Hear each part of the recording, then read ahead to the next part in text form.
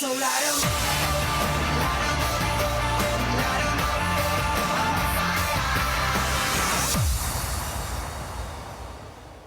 You recognize the face, of course, but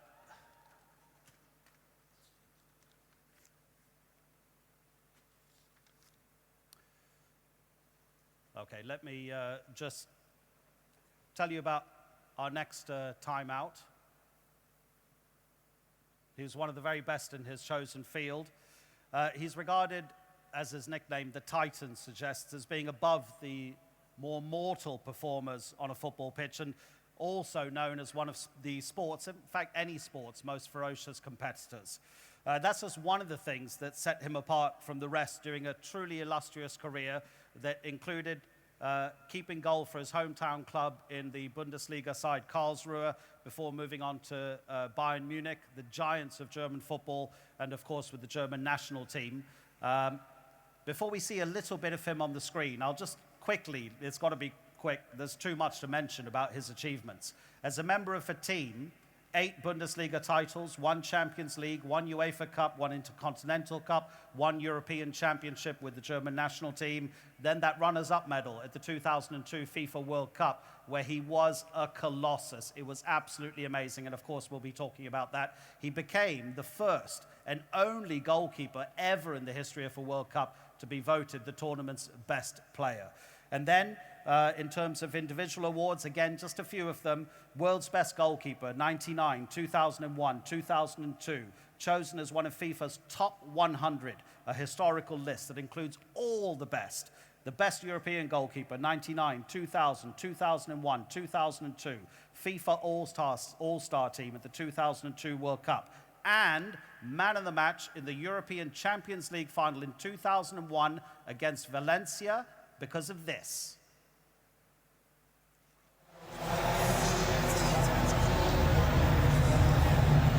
Oliver Kahn. Jetzt werden alle wieder auf ihn starren. Zahovic gegen Kahn. Zahovic. Kahn! Kahn! Oliver Kahn! Wer sonst? Wer sonst? Carboni.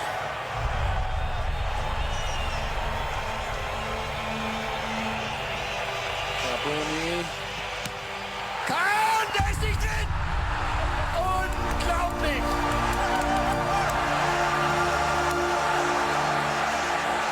Pellegrino gegen Kahn. Kahn, die Bayern! Die Bayern!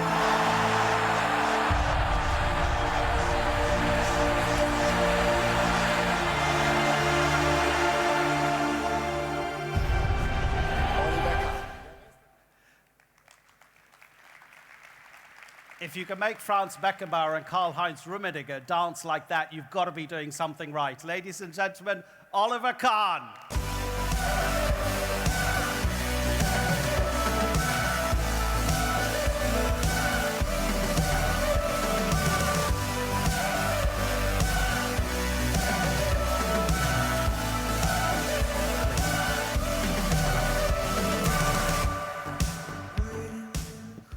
Oliver, let's start where that video ended. 2001, you saved 3 out of the 7 penalties in the shootout. Did you have a method for saving penalties? Were you trying to guess? Did you look in the player's eyes? What? No, I'm sorry, I wasn't very good in catching penalties. But if you saw the last penalty, I didn't know that this when I catch this penalty that we were winning. I didn't know in that moment because my concentration was on such a high level that I didn't recognize that moment. So I looked to my teammates, and they were running to me, and then I see, oh, okay, we have won the Champions League at the moment. You know what? That doesn't surprise me at all, because you're famous for being so single-minded in your focus in your job that, in fact, before the penalty shootout in that game, you were on your own. You were walking around. You didn't want, it was pretty clear you didn't want anybody to come to you to disturb you. That was a very defining characteristic of your career, would you say? Yeah, that's right. I think Michael Henke, the co-trainer, came to me and he wanted to say to me where the players are shooting on the right, on the left side of the court, but I didn't hear him. I only want to try to relax myself. So I'm laying down on the floor and try to relax, because if you have 90 minutes, or it was 120 minutes on such a level of concentration, on pressure by yourself, you need a little bit of relaxation if you want to catch the penalties.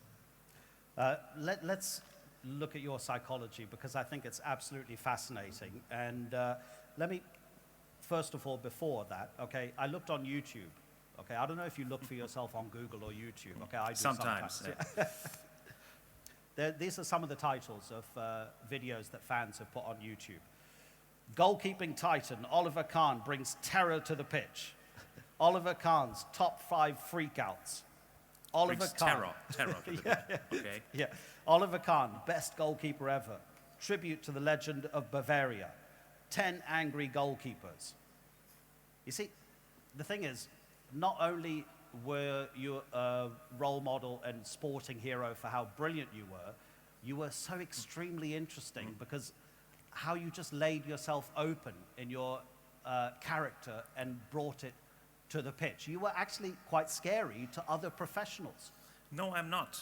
I'm not. And you can believe my wife wouldn't be very delighted if I were the same person at home as I were on the pitch. So you have to distinguish. The one is the competitor who needs all these abilities you see on the pitch, and the other one is another man, a private man. Yes, but the fans only really saw what was on the pitch. I know what you're talking about. And a lot of them think that's my whole personality, but that's not true. That's right, and yet it was presumably good for you and your performance, and good for you that other players might be scared of you. Yeah, I think it's not bad if the other players have this kind of respect of you, because if they are running on the goal with the ball and they think about, oh, that's Oliver Kahn in the goal, so they get a little bit nervous. But you have to earn that over the years, and you see this of Manuel Neuer, how he plays during the World Cup 2014, and you saw it, how the strikers go to Manuel, and they all were falling on his knees. They're coming in front of him, and that is the respect you have to earn, and that takes some time. Your father played Rolf for Karlsruhe in the 1960s, and now, this is not me, okay? You can't argue with your dad, okay? He said that you were so single-minded that psychology would take you to places that normal people can't go. He said that you want to get to balls that you can't get, that you seek untrainable areas. Is that the way you became as good as you were? Yeah, I think for me that was the great challenge to catch some balls which people think, oh, you cannot get this ball. That people stand up and they wanna cheer and say, yeah, goal. And then in this moment, in a second, you get the hand behind the ball and make some unbelievable save. I think that is the real satisfaction of goalkeeping. Well, you mentioned that, so I'll mention that save you made from Landon Donovan in the World Cup knockout game in 2002. You know, you only let in 1 goal in the build-up to the final. Had you ever had such a good period? Because you were the reason, really, let's be honest, that Germany got to that 2002 final. It was not really a great team. I think that was my best period. It was between 1999, there we were in the Champions League final against Manchester United, against Barcelona, but I think we should not talk about that game. So if we have any Bayern Munich fans here inside, and if you say 1999, you should not say that, because we lost this final against Manchester United in the after time with injury time with 2-1, and that was one of the terrible defeats I ever had in my life. But this was my best time, 1999 to 2001, and then 2002 the World Cup in Japan and South Korea, and I played 6 games without any fault. But normally on a World Cup, if you want to get World Cup winner, you need not 6 games, you need 7 games. And in that game, in that final, it was the only game where I made such a small mistake. But that is, and in this moment you saw it, that is the destiny of the goalkeeper. And then you cannot change it. If you make one mistake, it can be goal. Yes, you're talking about that very, very narrow line between being a hero and being someone who people blame. But you've actually said that you embrace that narrow line. You like living on the edge when you're playing football. Yeah, but every goalkeeper, you can ask every goalkeeper, he's always living on this edge between being a hero or losing, and that's the big challenge, and that's goalkeeping.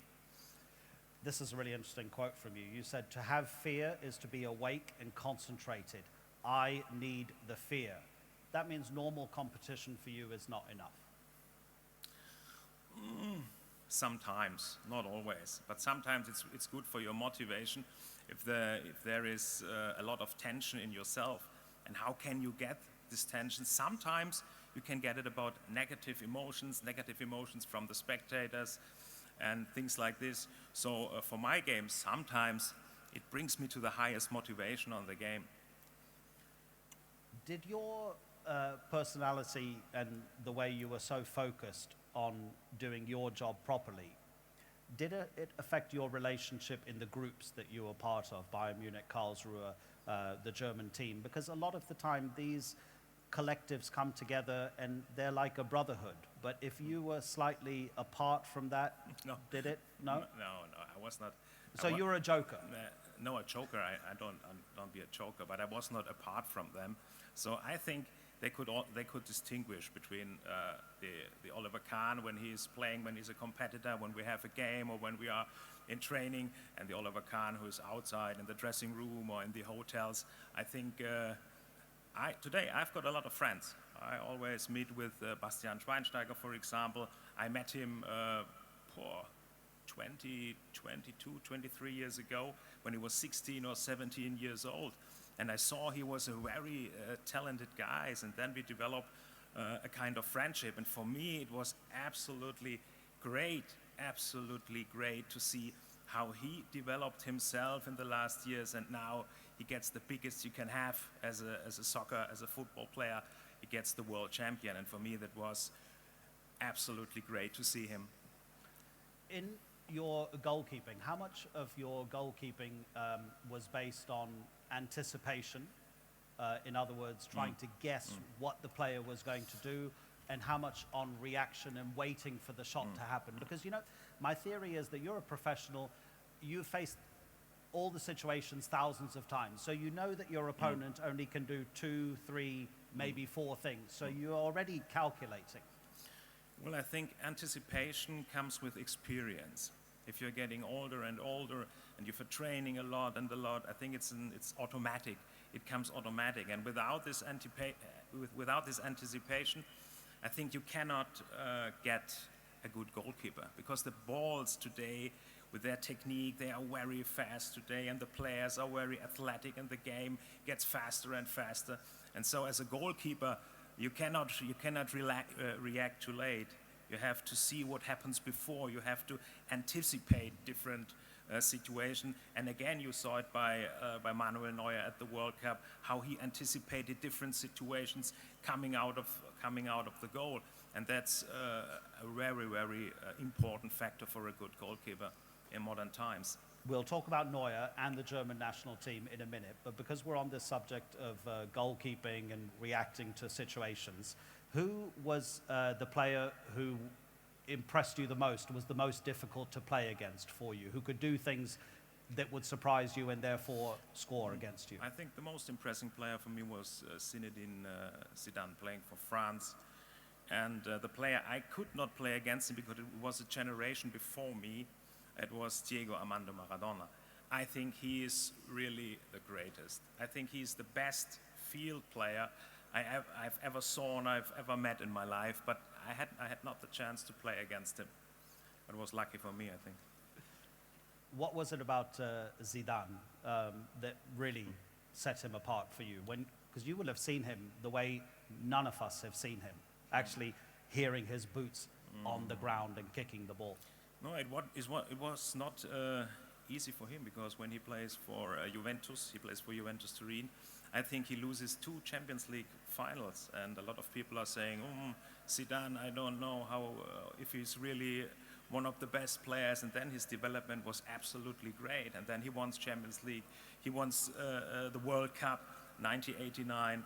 And he was, from his charisma, a great player, great technique, great passes, and everything like this. So he was, for me, he was, in my time, it was the best and the greatest player. So the German national team, first of all, a general question about the team. What is it about, what do you call it, Nationalmannschaft? Not bad, not good pronunciation. Yes, that's right. Okay. Nationalmannschaft, Yeah. in Deutsch. The national team. That it's always there in the final rounds and almost always semi-final or possibly even final. What's going on? Because it seems like a factory. Yeah, a lot of people ask me, what is that German national team? What is the key factor for the success? I think it's the organization. Organization before a tournament, the organization during a tournament, and the preparation. So all German teams, I think they are very well prepared for such a tournament, and at last it's the concentration. And if you see them playing, they are on the absolutely top level of their performance. And all this come together in a great team, and so they get the world champion. In 1996 at the Euros, you guys built a replica Wembley pitch at your hotel, right? It was the same size. And in 2014, the German Federation built its own accommodation and pitch, and then eventually gave it to the local community in Brazil. So Yeah, okay. I totally understand what you're saying. So 2002, how much of that tournament do you watch on TV? Let me tell you about Franck Leboeuf. He says the World Cup final, 1998, he's never watched it on TV. When people ask him why, he says, because if I watch it on TV, my memories will be the memories of millions of other people who watched it on TV. I want to remember it as I saw it on the pitch. Do you watch 2002 a lot? Yeah, Yeah? I had no chance not Yes. to watch it. So sometimes they show it on TV, but for me now, in this time, it's no problem. And as I said before, because in this game you saw what's that goalkeeping sometimes can be an absolutely terrible job, and that's the destiny of a goalkeeper, making one mistake, and you can lose the game. But now, all I'm doing now, I think that doesn't affect me. That doesn't affect me anymore. I think there are new challenges. I retired 2008, and I try to seek new challenges, doing other things, and that's now. It's a part of my life, but it doesn't affect me. What is your life now? I understand part of what you do is speaking to businesses about motivation, about how to achieve. Yeah, not only. So Yeah. I was now in Rio de Janeiro, in Brazil, now 4 weeks for the World Cup, working for the German TV, for the Champions League, and for the national team. And I didn't see much games. I only saw the games where I have to speak about, and I didn't feel any emotions what's going up in Germany. And so that's my work for an expert from the German second TV. I'm doing some business, and I've got the Oliver Kahn Foundation now for 4 weeks, and have a great connection with Amandla, Edo Football, and together we build, and we call it safe hubs. So a safe hub is a football field. It's an education center where young people can educate, where we educate young people, and these are the coaches and the coaching program. And we want to develop this project. Now we have 2 projects in Cape Town, one now in Johannesburg, and next year we will build one big safe hub in Germany, in Berlin. Oliver, we're almost out of time. I want to ask you about the World Cup victory. And many people expected anything but Germany. But I want to ask you more about the style that the team was playing, because having previously been successful with almost a kind of functional style of play, is it possible that this new functional but also more expansive game is because of the multiculturalism in the national team, because it's more multicultural than ever yeah, before. the influence of the multicultures are very big, but that's not the only reason. I think the education of young footballers in Germany changed a lot. It starts, I think, at the year 2000, when the education system in Germany changed, and then what was very important now for the coaches were another kind of players, very skilled players in technique, not only these physical, strong players, but also these technique, small, fast players. And now they were coming up like Mario Götze, like Mesut Özil, totally different players. And yeah, that was very good for the game. Fantastic. I had money in Argentina, by the way. Ladies and gentlemen, Oliver Kahn.